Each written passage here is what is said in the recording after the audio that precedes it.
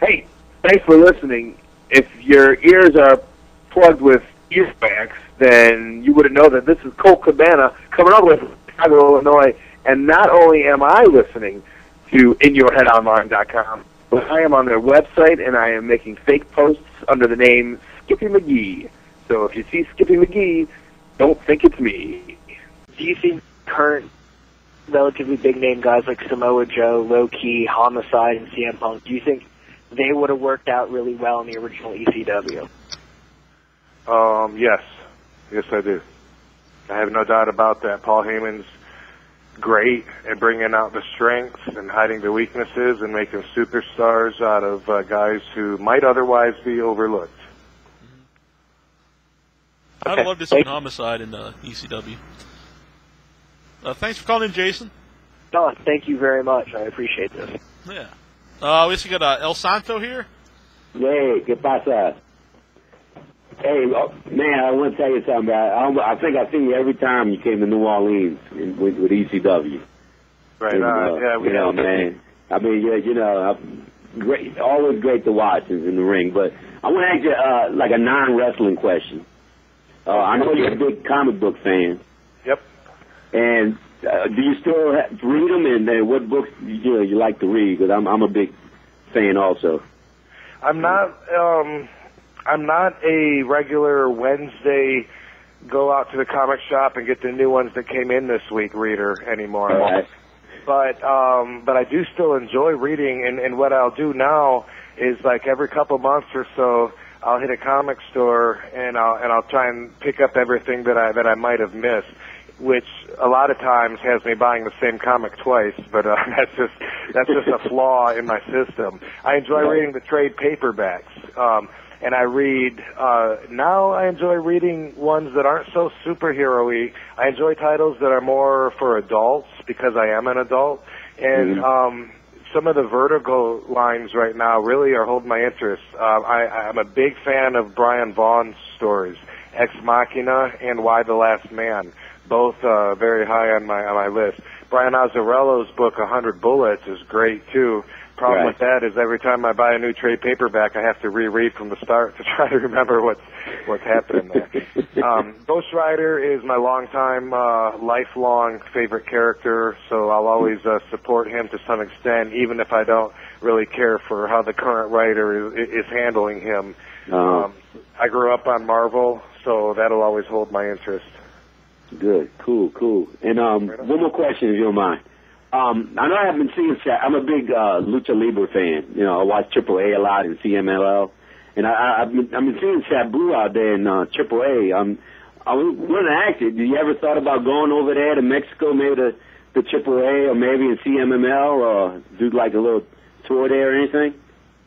Way back in the day, Sabu and I were both going to go. I think this was probably in '96. We were going to go to AAA when Antonio Pena had the control down there, and right before we went, the peso crashed. And over the years, it's been something that, like, until recently, I never actually worked there. But with WWE, I was able to go to Mexico City, Chihuahua, a couple other cities too. Great tour in Mexico. One thing that'll always stand out in my mind about that tour is the last night. We had an outside show. It was pouring rain. MVP and Chris Benoit were in the ring putting on a hell of a match in the pouring rain. I will never, ever forget that. As far as going to Mexico now, that just falls into the category of everything. What I'm doing now, and part of what I need for my own spiritual well-being and rehabilitation inside, is to be away from wrestling. That's really what I need. Since June, since I chose not to resign for WWE, and definitely over the last several months, I've had offers from like 13 or 14 different countries, countries I didn't even know had wrestling in it, and it's all very flattering.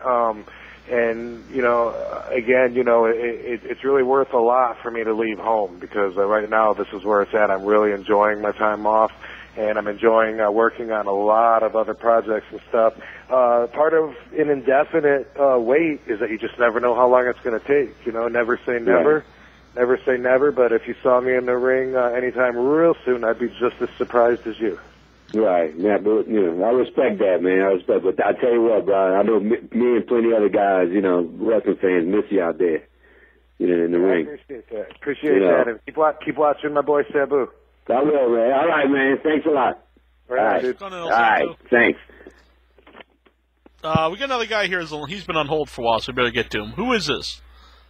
This is Chris from Boston. I'm working with TNA University, and I have a quick question for Rob Van Dam. Any thoughts of going to TNA in the future, or if so, who would you want to feud with?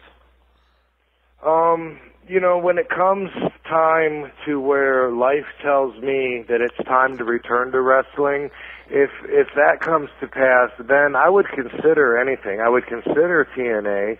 I would consider WWE, both of whom have expressed interest recently in hopes that I am ready to return, which I'm not. I'm not ready to have that talk yet. When it comes time to it, I would weigh out the lighter, easier schedule of TNA with the prestige of the WWE. I would weigh the exposure the WWE has of putting me on a global brand where the pay-per-views are seen by over 100 countries and where my personal contribution has a huge impact on kids in India and Ireland. And I would weigh all that up against the TNA where although I'm still on television to some extent and I still have a career as a wrestler, I'm now wrestling in a studio in front of maybe 800 people instead of 20,000 people. There'd be a lot of weighing around, and the thing is, it's all business at this point. Love and passion died out a long time ago, so it's all business.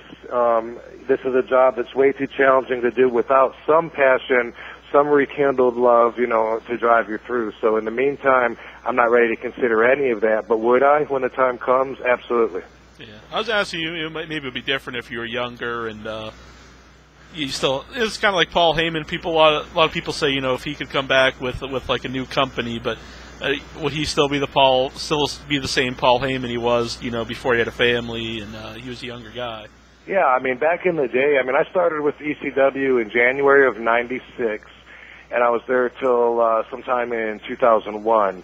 And at that point in my career and at that point in my life, it was just something different than now. In my career, I learned to really pull it together, to master the crowd, to become a superstar during those years in ECW. When I first went there, I would go out in front of 200 people and bust my ass wrestling for 30 or 40 minutes because it was so important for me that those 200 people went and they told somebody about me that hadn't heard of me, so they would come back. And at every show I was thinking, wait a second, there could be people that heard about me. Now I got to prove myself. And so I always had that pressure, and that's what drove me through. And I always wanted to even challenge myself. I was looking to always outdo myself because that's what ECW was about. And so I was always looking to counter my last move and step it up a notch and become more and more extreme. And really, there was a lot of self-gratification, from being on that path. But yeah, it's totally a different time in my life, different perspectives, different everything. So I can't really imagine, like even if Paul came out, with a new ECW, I can't imagine, that the superstars that he uses now would be the same as the young, hungry, want to be seen, still want to prove themselves talent that he had back then, Mm-hmm.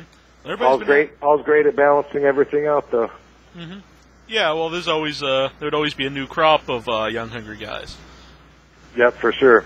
But that is honestly a little bit of personal growth, because when I got home in June, it took me 6 solid months before I felt comfortable. I always felt like my time was limited here, because normally when I'm home, I'm only home for like 60 hours, and then I got to leave again. And I never wanted to leave, and I didn't want to leave my wife, and so I would try and stay awake during like crazy hours of the night just because I'm happy to be home and I want to enjoy it. But I was so tired, and I'd sleep for 2 days, and I'd kick myself in the ass for not working out when I was home, and there was just this constant pressure and stress.